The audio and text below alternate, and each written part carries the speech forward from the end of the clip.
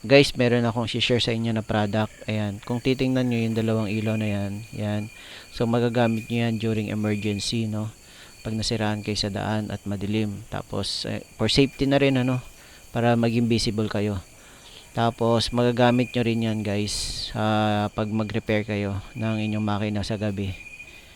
Yan, so tatlo yung binili ko. Yung dalawa is pwede kong ilagay dyan yan sa likuran in case na emergency. Yan, so para visible tayo, no. Tapos yung isa naman, yan, ginagamit ko dito sa pag troubleshoot ng makina. Ayan, so magnetic siya. Pwede nyong ilagay diyan sa, ayan, tulad nito linagay ko sa taas. Tapos ito naman yung isa. So para mas maliwanag. So ayan. Tapos so tatlo yung binili ko nito. Sulit naman.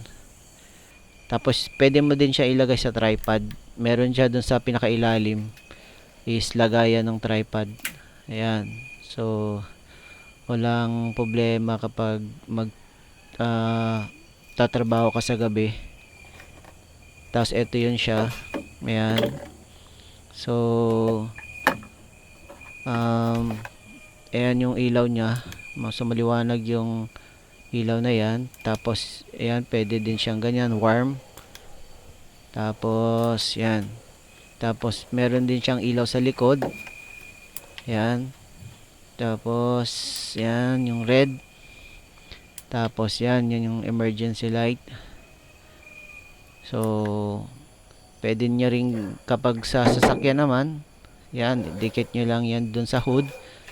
So walang problema pag magtatrabaho ka dun sa makina, no. So maliwanag na maliwanag kahit isa lang.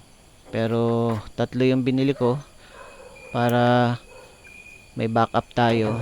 Yan, at saka para mas maliwanag. Yan. So pwede mong ilipat yan. So kaya guys, kung gusto niyo yung ganitong product, ay i-check nyo doon sa video description yung product link.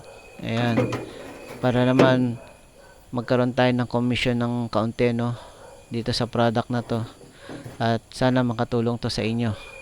Ayan, sa mga mechanic na mahilig gumawa sa gabi, pwedeng pwede to.